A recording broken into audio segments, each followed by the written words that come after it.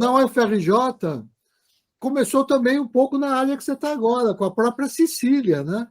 Eu lembro sim. quando ela comigo, a gente lá nos anos 2010, 2011, ela organizou alguns eventos, trouxe o pessoal, implementar. Então, na verdade, essa é uma sementinha que na UFRJ foi plantada ali, depois teve uma experiência quando isso começou a ganhar força mesmo lá no IQ, quando a Cássia me chamou para lá, né?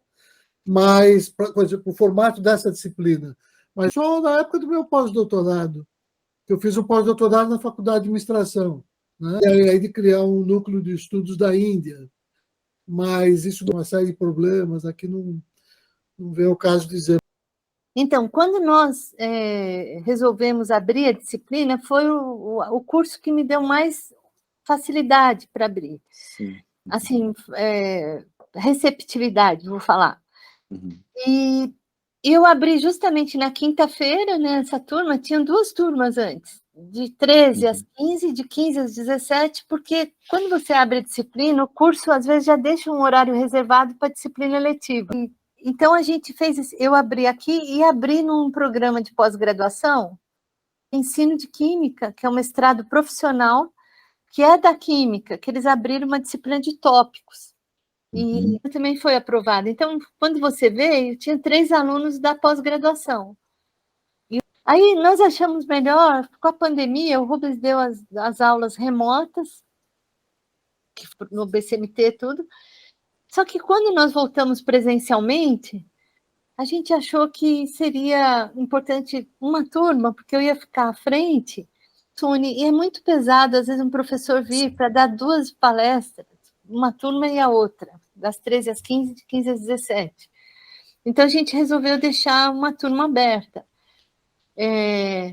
E, assim, só para a parte mais assim, operacional, eu perguntei aqui na sessão de ensino, Solange, o professor Tiago mostrou interesse, depois a professora Samira, a gente pode abrir uma turma dessa disciplina na Praia Vermelha com eles como responsáveis? Ela falou, pode, professora. Um horário, assim, tem que ter um horário, número de pessoas, número de estudantes, número de vagas na turma, e com o mesmo código, só que uma vai ser aqui no Fundão, outra na Praia Vermelha. A gente só precisa, assim, saber o que vocês querem em termos de número de vagas para os estudantes para poder abrir. O nome completo, SEAP, porque ela pode abrir aqui. Então, a disciplina, você tem que preencher os formulários do SEG, tudo certinho, ser aprovado pelo conselho do curso. Acho que esse seria o caminho mais... A professora falou, olha, só relacionado a isso, olha, só para você saber, o número de vagas, você tem que, na hora que a reitoria falou, ó, tem que abrir as turmas, para você ter as turmas para oferecer para os alunos.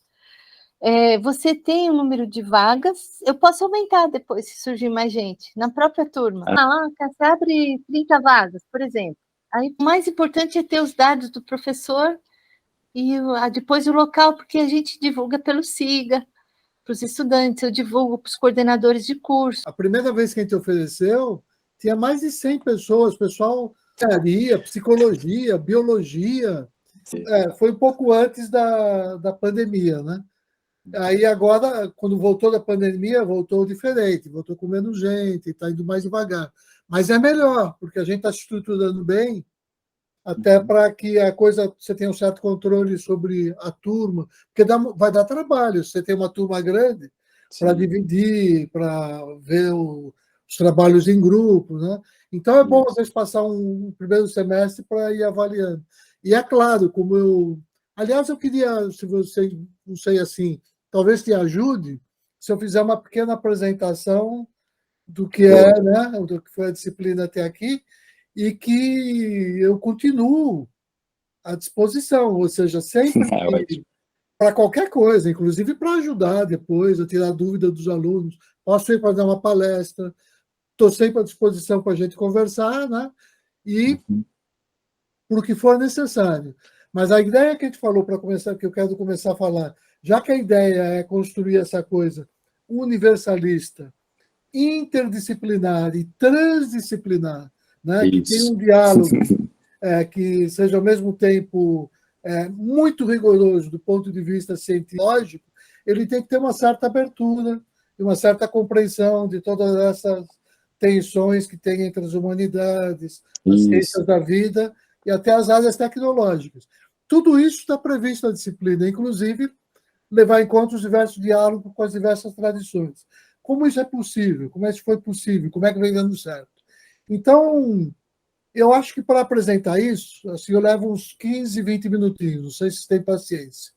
Vou gastar uns 15, 20 minutos para fazer uma apresentação de 2 pontos. O primeiro ponto ia ser quanto à estrutura e o segundo ponto quanto à forma. Posso fazer isso? Antes de passar para você, a primeira aula nossa aqui foi com a Alexandrina, que ela coordena o programa Ativida. Ela é fisioterapeuta especialista em respiração. A importância da respiração, porque a gente tem aqui também no CCMN o Ativida, que atende muitos alunos, tem um atendimento psicológico também. Eu acho que estou recebendo os trabalhos finais dos alunos, de cada aula, cada professor que veio como palestrante, eu vou organizar, aí eu passo para vocês. Até é importante ter esse sentimento, porque eles falam muito disso, de ter ajudado. Importante que a disciplina acaba despertando nos estudantes. E eles até me perguntaram, eu até comentei com o Rubens, professora, não vai ter continuação? Uma disciplina que não tinha nenhum trabalho, e a gente fez tudo muito organizado para mostrar essa a questão de ser a responsabilidade, né, com um tempo como esse, né? A apresentação dos alunos, eu comentei com o Rubens, foi excelente. Nós tivemos 3 dias de apresentação, 3 a 4 grupos por dia. Eles conduziram uma meditação e foi muito bom, assim, eu não esperava que fosse tanto, sabe? Então, é só para passar a palavra para o Rubens, né, Rubens? Ótimo. Beleza. Tem 2 pontos interessantes que me motivaram a gente na disciplina no início, antes de eu iniciar a apresentação, que eu quero falar, né? O primeiro é óbvio, que já existe uma tendência no mundo todo em se promover as práticas de meditação, e ela já está, na verdade, consolidada em vários centros por todo o mundo. Então, a minha proposta era não repetir o que já existe, porque o que já existe, mas criar alguma coisa que viesse a complementar isso e se distinguisse do que já existe. E a segunda parte é a ideia de desmistificar essa disciplina.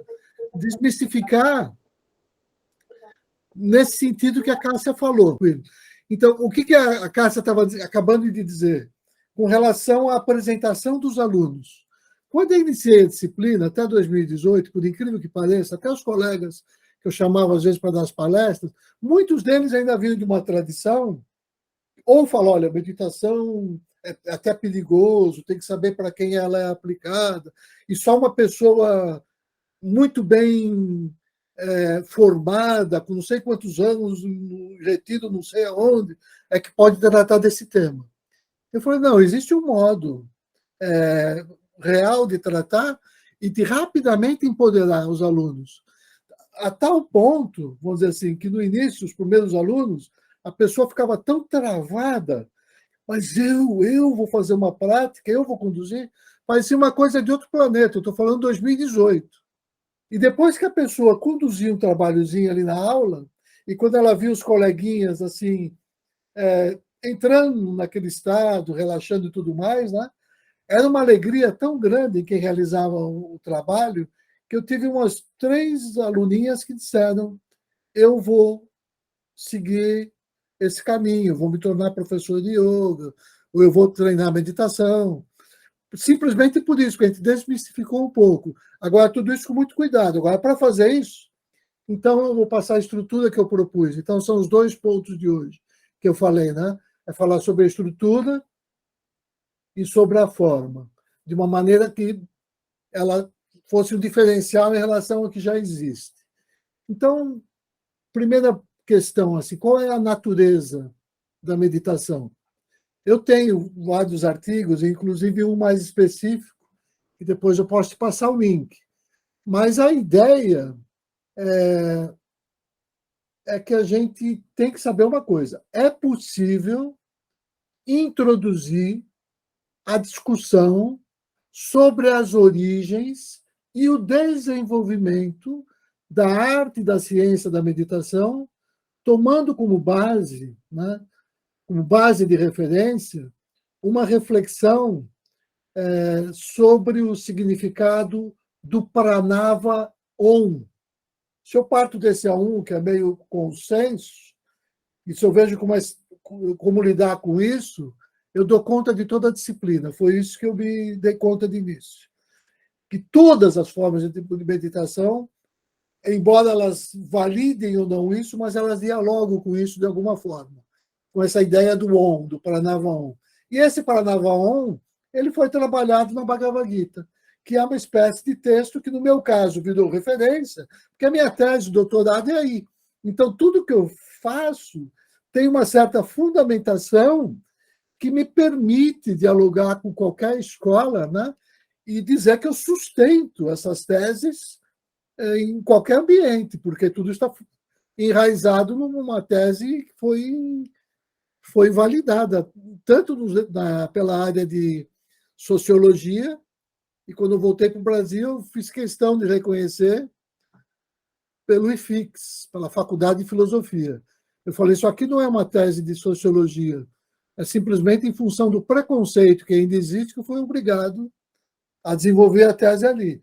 Mas quando eu quis dizer que ela era uma tese também de filosofia, eu quis dizer que ela respeitava todos os critérios de rigor, né, de um discurso lógico que se aproxima do científico, né, que é um discurso filosófico.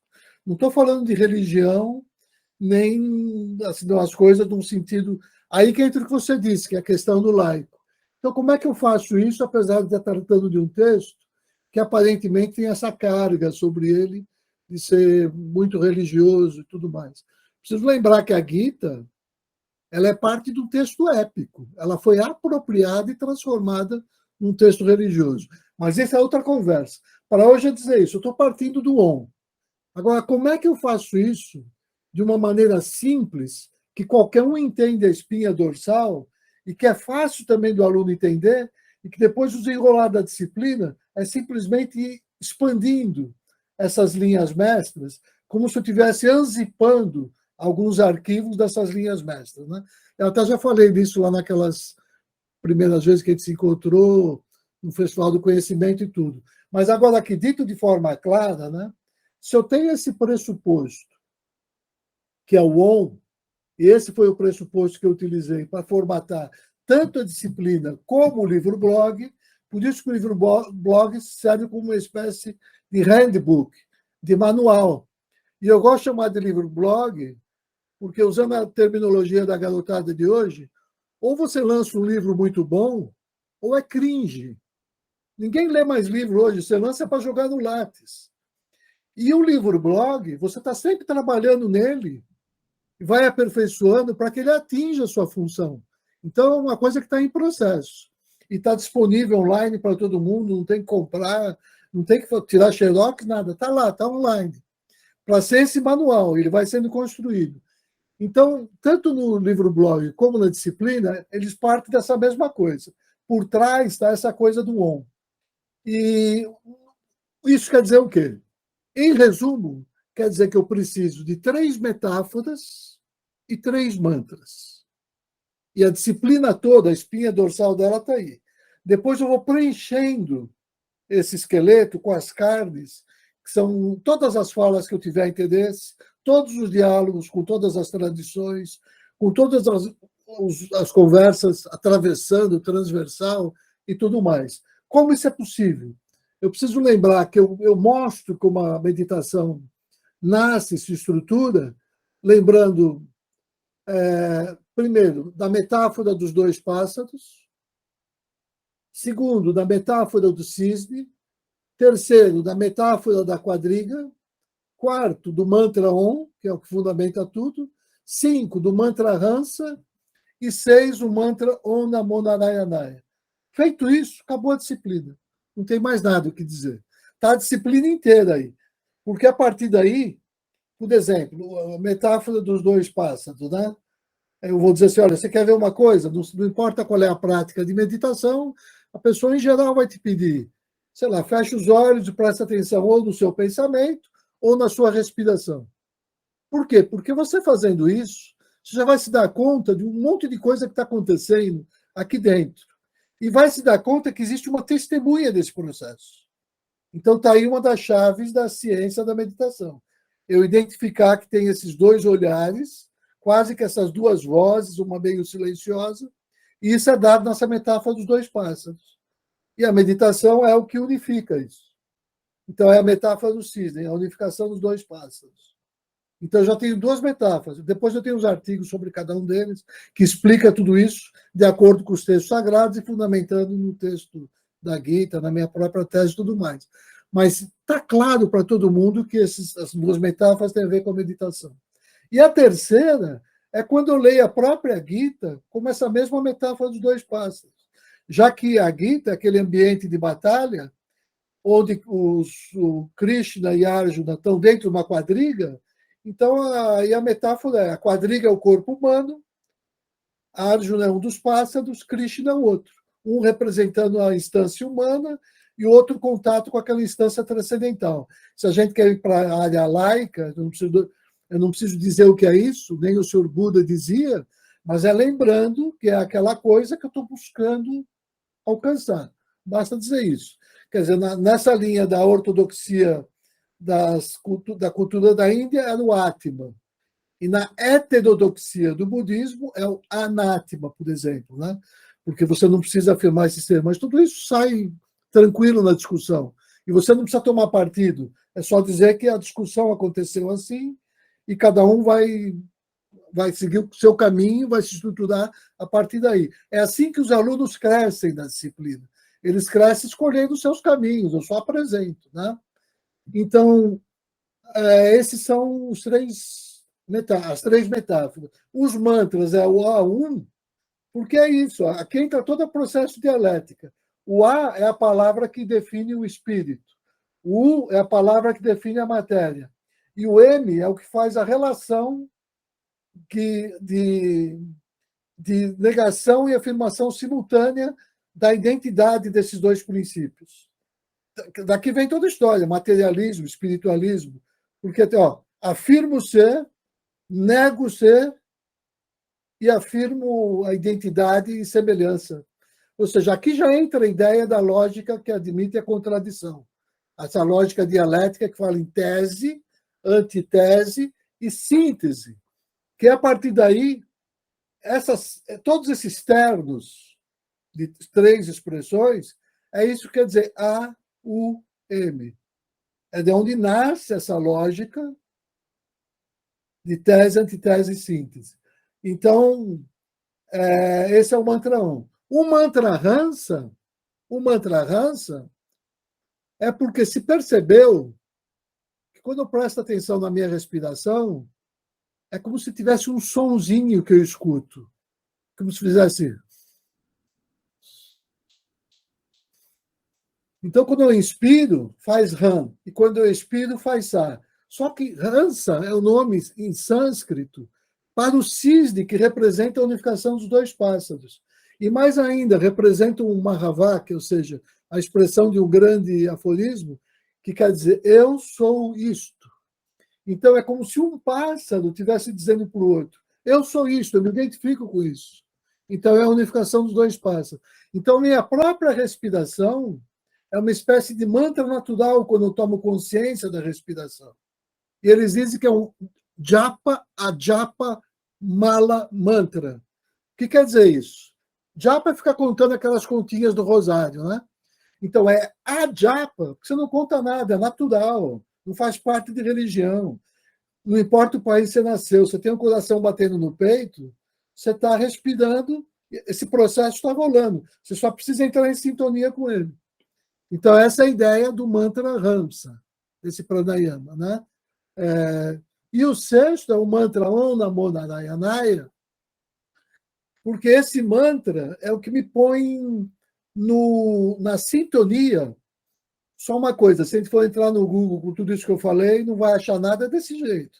Tudo isso aí é meio já, assim, já foi filtrado para chegar nesse formato que eu sustento, mas assim, está só lá nos detalhezinhos, nas entrelinhas, né? Então, por exemplo, se você puser o mantra Om Namo Narayana no Google, vai falar, é o Deus das águas. Estou lá eu preocupado com a mitologia, o Deus das águas. Não estou preocupado com isso. Eu estou preocupado que na Bhagavad Gita, né, um dos nomes de Krishna é Narayana. E um dos nomes de Arjuna é Nara. Nara quer dizer o representante do humano. Narayana quer dizer o representante daquele aspecto humano, que é o que eu quero alcançar, que é o aspecto imutável, seja lá o que for.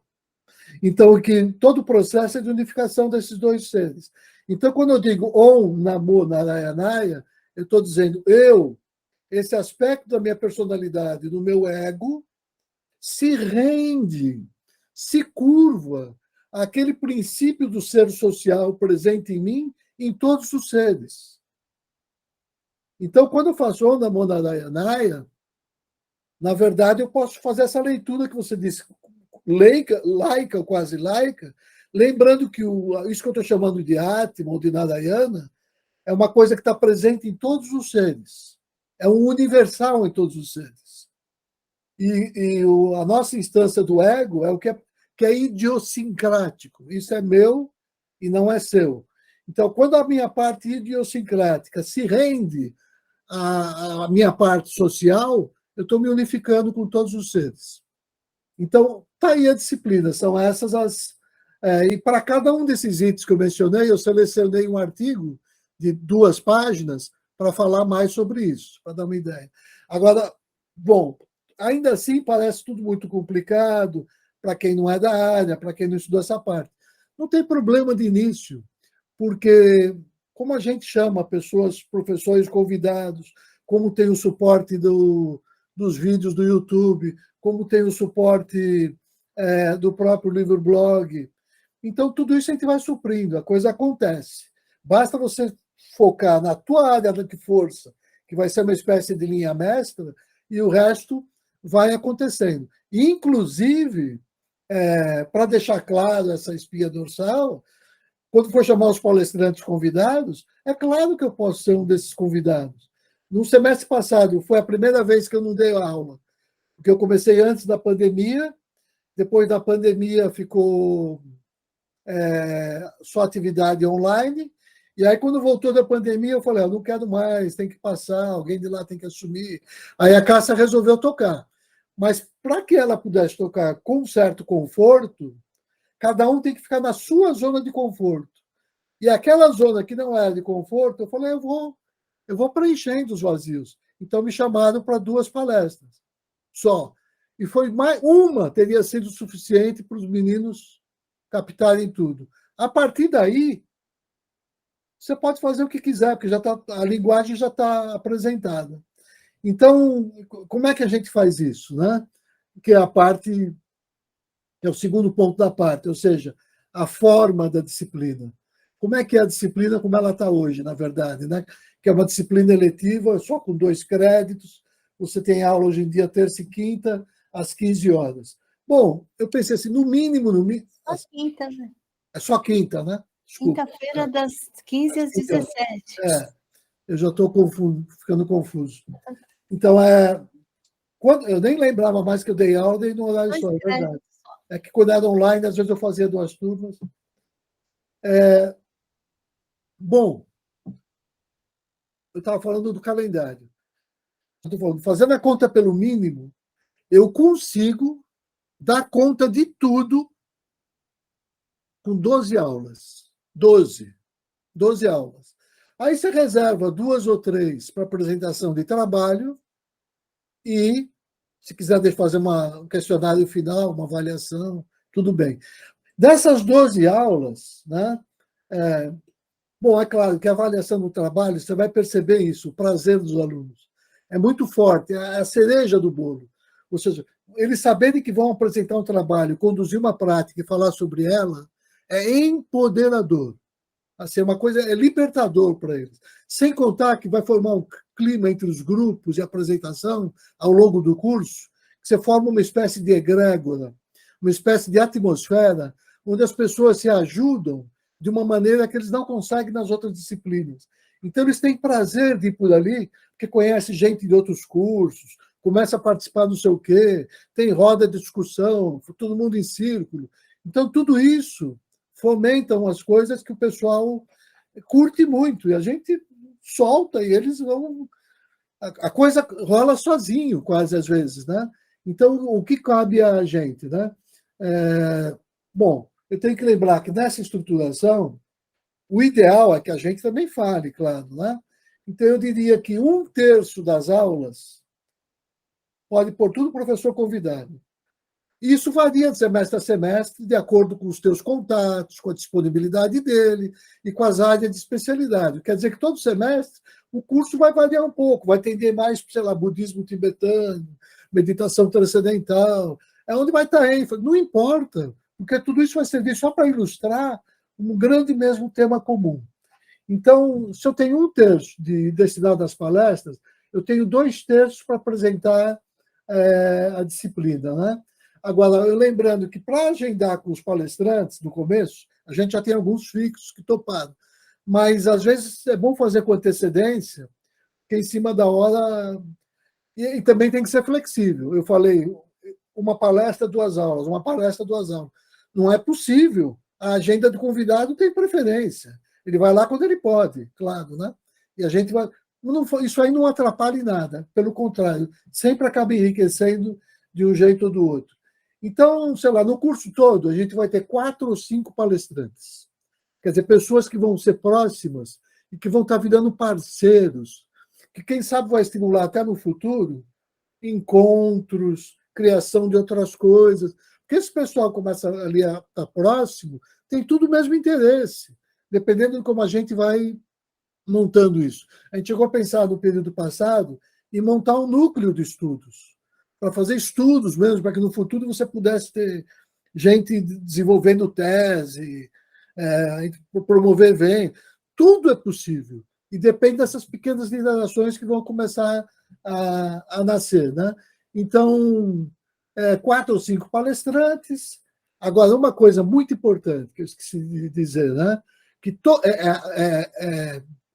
oficina e aula teórica. Então, que no mesmo dia, embora o período seja curto, e para os alunos é a parte mais importante, eles querem a oficina, a prática. Porque a pessoa vem num dia estressada, está com muita preocupação, ela quer experimentar essa coisa diferente. Então, toda a aula, seja no início, seja no final, de preferência no final, tem que reservar uma meia hora para se conduzir uma pequena meditação. Se não vai ser o professor, que nem a Cássia deu sorte lá esse ano, e tem o Mário lá que se dispôs a conduzir, mas não importa, tem que ter alguém que vai fazer uma... Não precisa ser uma coisa muito sofisticada. Os alunos não querem sentar no chão, de perna cruzada, fechar os olhos, e depois querem interagir entre eles, né? E você faz algumas pequenas práticas ali. Então, mesmo no dia que tiver o palestrante, tem que ter oficina. Porque quando o palestrante vai, ele vai falar da escola dele, então ele vai apresentar um olhar teórico, e depois ele oferece uma parte prática daquilo. Há exceções, né? Claro, se você vai, sei lá, uma vez a Marta deu uma aula sobre a fisiologia do corpo, toda essa parte, aí não precisa conduzir a prática no final. Mas, em geral, os alunos têm expectativa disso. E isso ajuda a formar uma egrégora diferente. A energia vai mudando, você nota na sala de aula, e é essa egrégora que te dá poder e controle. Você não faz quase nada, porque a egrégora forma uma espécie de consciência, e essa consciência é a gestora do processo. É uma coisa diferente. É o sonho dos anarquistas que eles não sabiam encontrar essa raiz da consciência, né? Porque, na verdade, existe uma consciência ali que inibe o mau comportamento, favorece o respeito, o respeito à hierarquia. Tudo isso é uma espécie de egrégora, né, que gerada em torno do altruísmo e desses valores. Bom, então é isso. O formato da aula é esse, os professores tem que ser esse, os 4 ou 5, de áreas diferentes, de acordo com os nossos conhecimentos.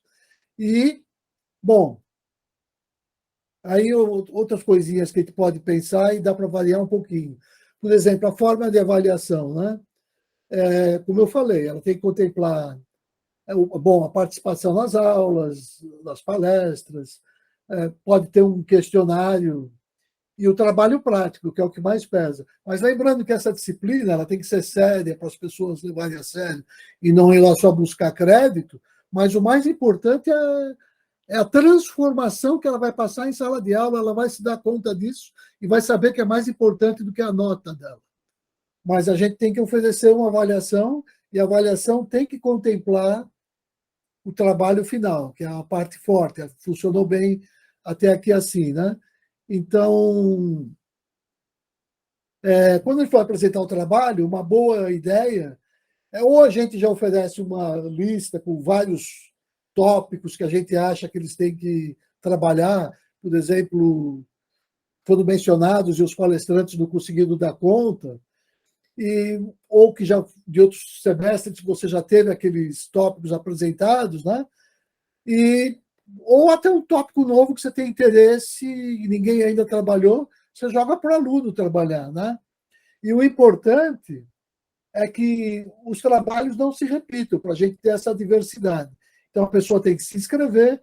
Agora, vamos supor que ele não gostou de nada da lista, fala, professor, eu quero apresentar esse tipo. Você conhece, já ouviu falar? Nunca ouvi falar na vida, tenho todo interesse em conhecer, apresenta. É mais uma coisa para enriquecer o nosso leque aqui, né? Porque o material que eles trazem, eu já tive muitos insights a partir do que eles forneceram. Às vezes a apresentação tem alguns detalhes, opa, nunca tinha pensado nisso, né? Então, sempre enriquece, é interessante isso, né? Bom, então essa parte da avaliação. Já estou terminando. Falta falar dos recursos pedagógicos, porque para falar tudo isso, a gente tem que estar muita vontade e sentir que tem um suporte sólido por trás, onde a gente se sinta confortável nisso, né? Então, no caso, para oferecer a disciplina, eu ralei assim para escrever vários artigozinhos que eu sabia que iam me servir. E isso foi constituindo o livro-blog. Então, eles estão lá, espalhados de uma maneira assistemática, mas tem um sumário também que orienta tudo, mas essa assistematização também é um pouco provocada, porque isso tem a ver com uma série de como o sagrado também se revela no mundo. Ele não se revela como uma disciplina estritamente racional, ele segue um movimento que é meio do sentimento, da arte, da intuição, é uma coisa mais fluida, né? Então, o livro-blog tem um pouco essa característica, mas ele procura também ter a rigidez para saber que toda a parte sistemática está contida ali, ainda que de uma maneira meio escondida e tudo mais. Agora, a gente pode pensar alguns artigos, e não quer dizer que exista uma norma, são esses artigos. Você vai olhar, vai bater o olho. Eu recomendo alguns, quando eu dava o curso. A Cássia deve estar seguindo outros. Aqueles que, olha, isso aqui tem a ver, se não tem. Eu tenho uma listinha lá, né, assim, e dou umas dicas no início, inclusive. Tem texto que é só sobre dicas. Dicas para encontrar no livro-blog aquilo que mais te interessa, vídeos e tudo mais. Então, o livro-blog é uma grande fonte de referência e livra a gente, em sala de aula, de ter, às vezes, que aprofundar muito naquilo. Porque, por exemplo, eu falei da metáfora dos 2 pássaros, mas eu não sei nada sobre os Vedas, onde aquilo aparece. Não preciso saber, não é objeto direto da disciplina. Mas para o aluno é bom ele ter uma ideia do que são os Vedas. Olha, estudou a metáfora dos 2 pássaros? Agora assiste aquele videozinho que dá uma aula de 5 minutos com o título O que são os Vedas?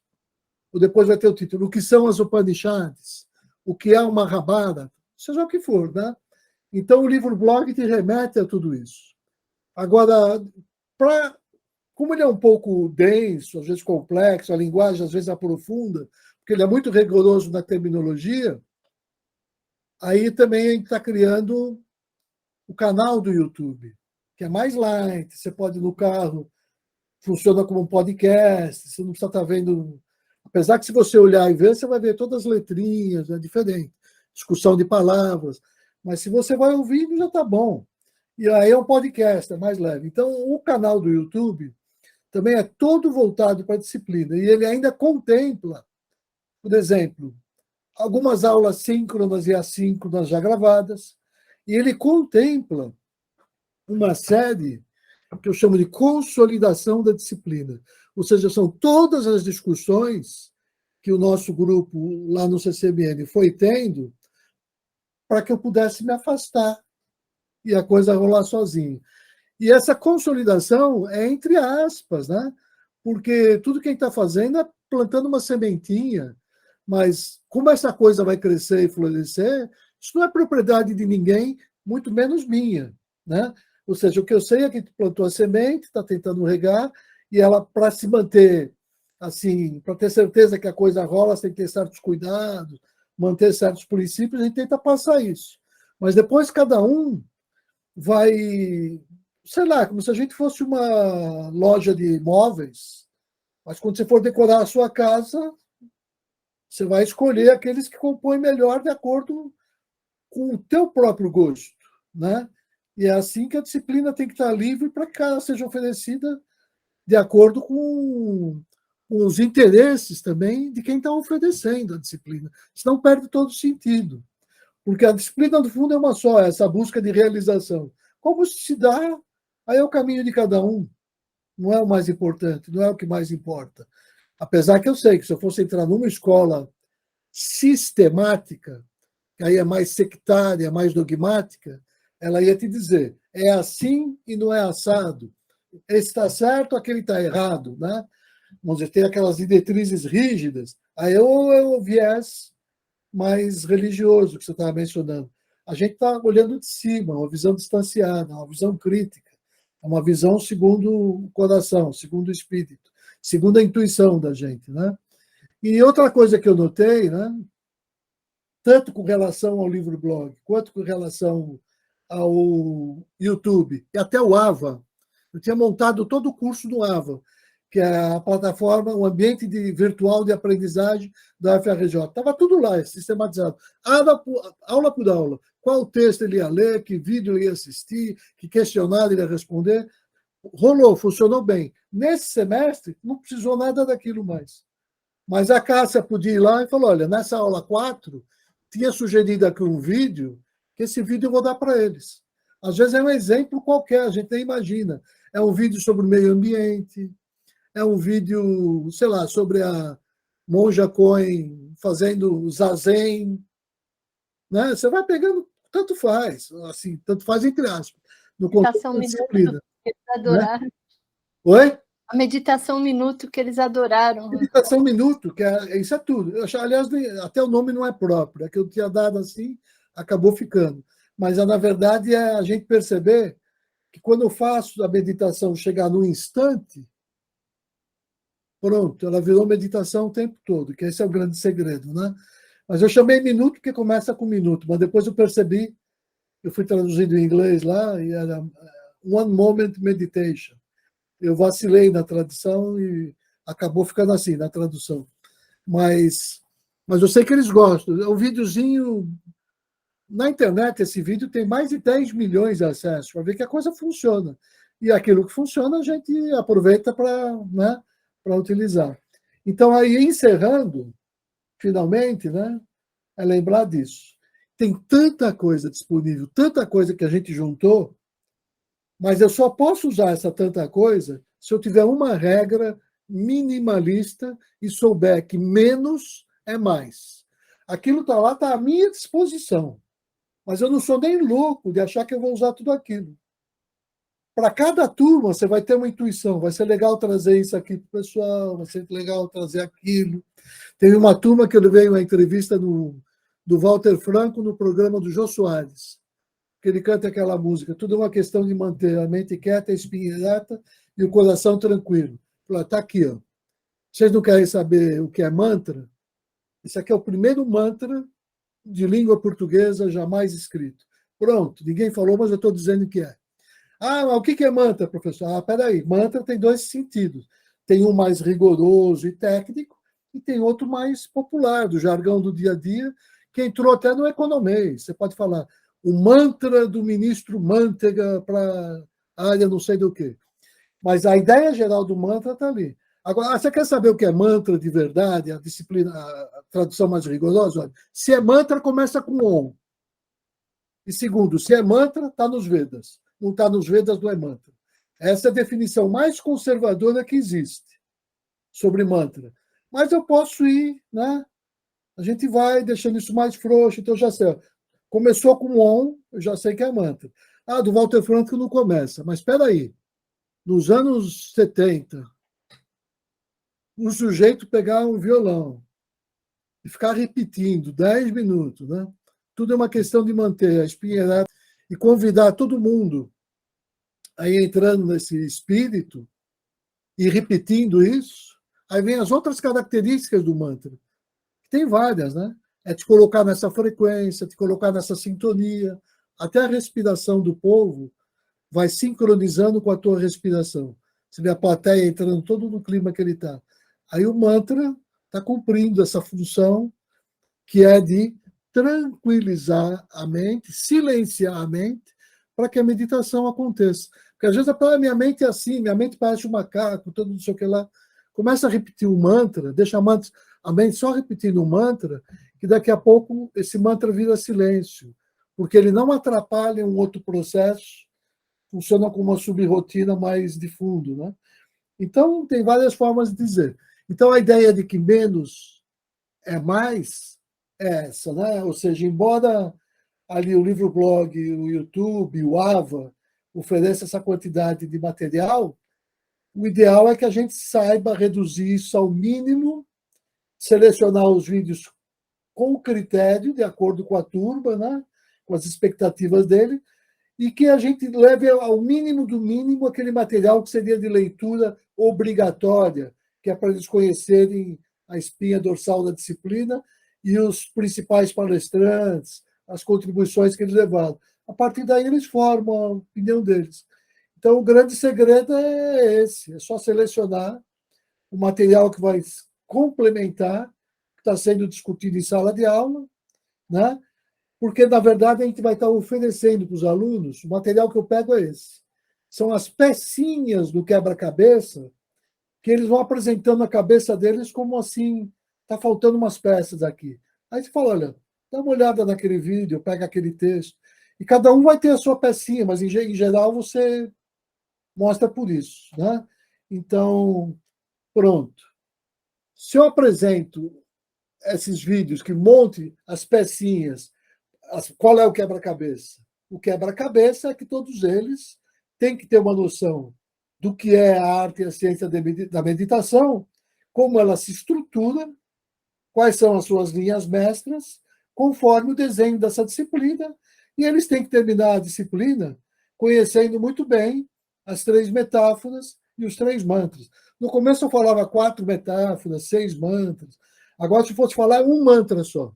Mas é claro que eu posso ir abrindo isso. Agora, esse formato de 3 e 3, tudo saindo do on, é mais que o suficiente. Se a pessoa domina isso é um pendrive. Você zipou tudo ali dentro. Aí você vai unzipando e põe o que quiser. Mas lembrando que a liberdade é total. Quando você estiver lá, isso vai fluir por você, né? Então, você vai ter liberdade e vai poder caminhar por onde você quiser. É igual quando você sai para uma jornada, né? Você pode levar a bússola e pode se afastar do teu caminho para ir para onde você quiser, se achar interessante. Desde que você tenha segurança que vai voltar e vai encontrar o caminho e vai chegar no destino. Mas todo o controle isso faz parte da experiência, a experimentação. Então, não é uma coisa rígida. Isso aqui são orientações assim que dão segurança para a gente. É igual eu sair para uma viagem, eu saio com o mapa, saio com a bússola, saio com tudo. Mas se eu sentir a vontade para fazer a viagem ainda de uma maneira mais fluida, se eu chegar no destino, está tudo certo. O destino é que todos os alunos tenham uma visão crítica e uma compreensão sobre a história e a arte da ciência da meditação. desde que ela surgiu, como ela se desenvolveu, e saber comparar, né? O que uma se distingue da outra, e na opinião deles, quais as vantagens e desvantagens. Se eu consigo isso, está tudo certo sempre. O que eu acho interessante é que os trabalhos finais não teve um igual, né? E eles apresentaram de uma forma diferente. Até a Marta comentou isso na última aula, que ficou muito feliz de ver a riqueza. Alguns fizeram cartazinho para entregar para todos os colegas, para a gente, uma sentença, fizeram assim umas coisas diferentes, sabe? E depois, o que eu posso fazer? Eu posso, porque a ementa que a gente tem aprovada, a gente até queria fazer pequenas modificações, que já foi em 2018, então a gente queria mudar algumas coisas na ementa, mas eu vou pegar a ementa aprovada direitinho e passo para você, porque às vezes o aluno vai se inscrever e quer olhar a ementa, né, o programa da disciplina, e é o que o Rubens falou, como eu não tenho o conhecimento dele na área, eu também, muita coisa eu fui escolhendo à medida que eu me sentia mais tranquila. E uma coisa que os alunos gostaram muito, o próprio Mário, ele gostava de fotografar os alunos, sabe? Cada apresentação ele fez algumas fotos, e a gente tinha um grupo de WhatsApp, a gente tem ainda, esse grupo de WhatsApp, a gente colocava os registros, agradecia pelos momentos, os alunos adoraram.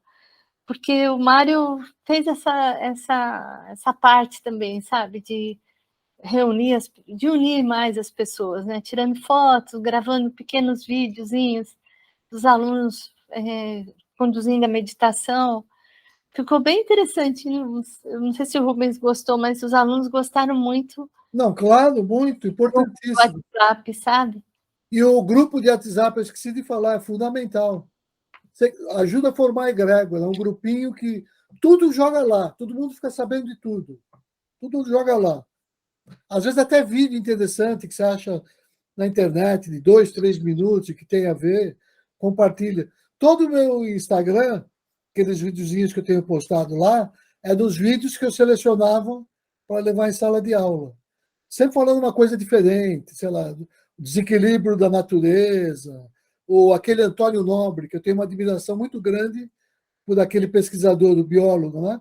Que fala no altruísmo biológico. Tem um conceito que para mim é muito caro.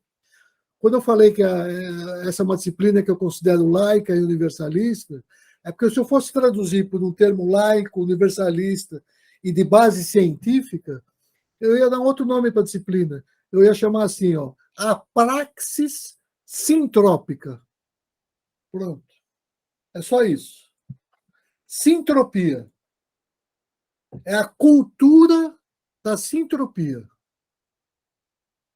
Pronto. Por quê? Porque a entropia é a característica do universo material, físico. Mas aonde que tem a grande questão metafísica, que o pessoal da ciência fica em desconforto, são nos processos negentrópicos. Tá, não vou falar o que é isso, se é espírito, o que eu sei é que a mente humana, o ser humano, põe ordem nas coisas. É isso que eu quero tratar, essa capacidade de pôr ordem nas coisas. Quer chamar isso de espírito, de Deus? Chama do que você quiser. É sintropia. Pronto. E a ciência já está se ocupando disso.